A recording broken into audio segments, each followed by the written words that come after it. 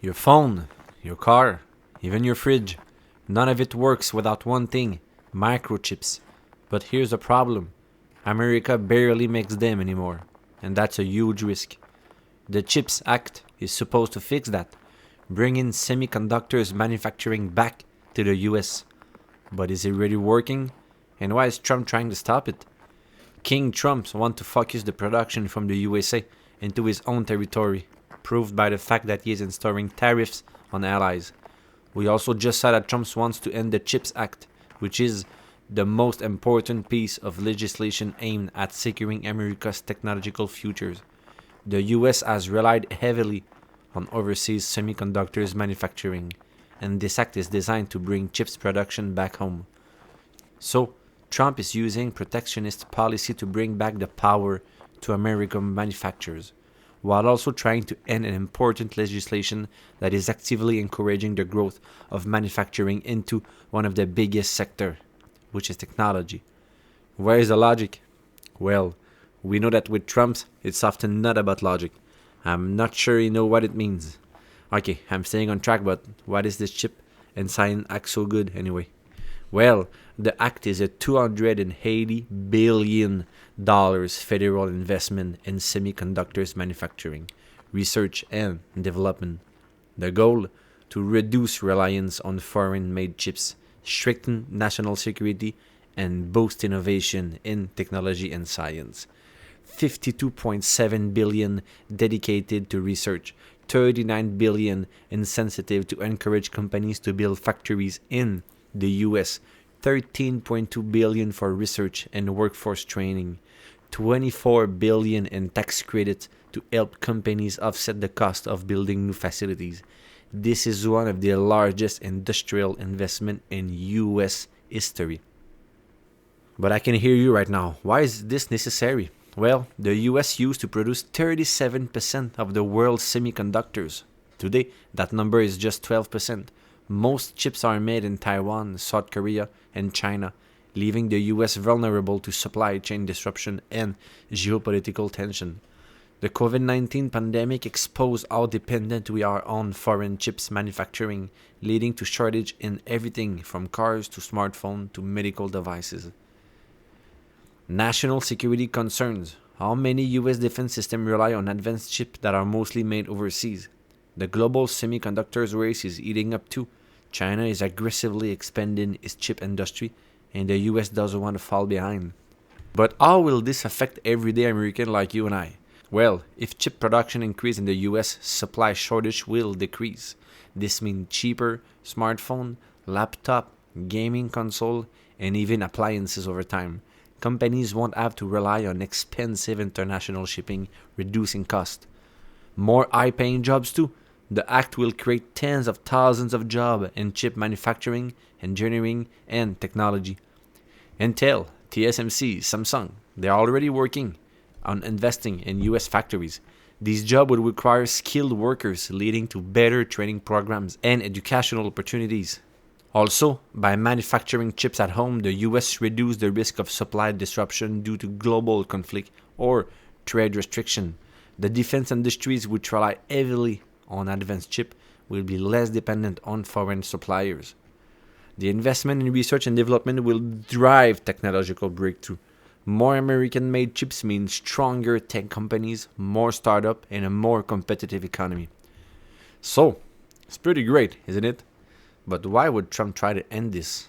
Well, he has his own, or Musk, has his own ways of thinking.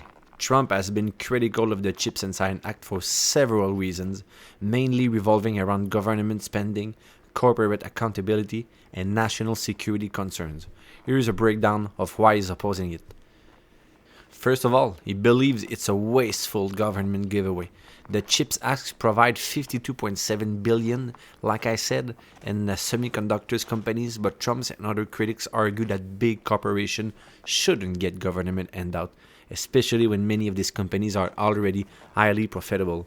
He sees it as a corporate welfare and believes companies should invest their own money instead of relying on taxpayer funding.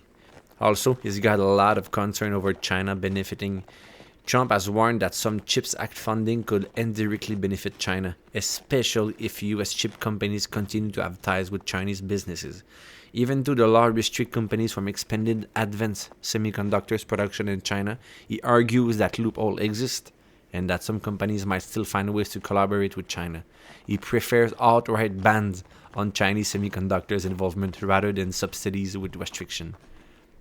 Also, I don't know if you've been living under a rock, but Trump's economic stance has always been focused on tariffs and trade pressure, not subsidies. He believes that raising tariffs on Chinese-made semiconductors will be a better way to protect the US chip industry rather than giving money to companies.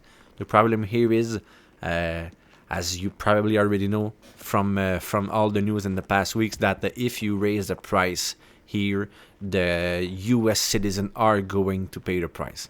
So do you give the money from their taxes to companies, or do you don't give that money and the companies just raise the price and people end up paying more anyway? That's pretty much both sides of the argument right now. There's also the lack of immediate result, which for Trump is a big problem, as we all know it. He doesn't have a lot of patience. Factories take years to build, and Trump has pointed out that the CHIPS Act hasn't delivered results fast enough. Companies like Intel, TSMC, and Samsung, like I talked about earlier, have announced US projects, but many of them are still under construction, and the semiconductor shortage hasn't been fully resolved yet. He argues that if the goal was to secure the supply chain quickly, the government should have taken more aggressive measures. Also, he's got a lot of influence from his high America First agenda. He's always pushed the America First manufacturing, but he prefers a private sector driven approach rather than government subsidies.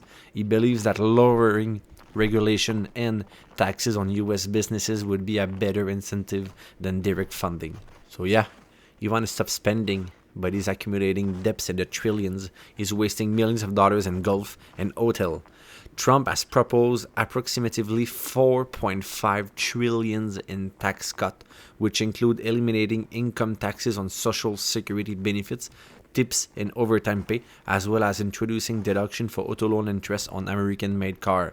Also, a lot of tax cut for the rich and a little bit more tax for people making minus 70K a year approximately.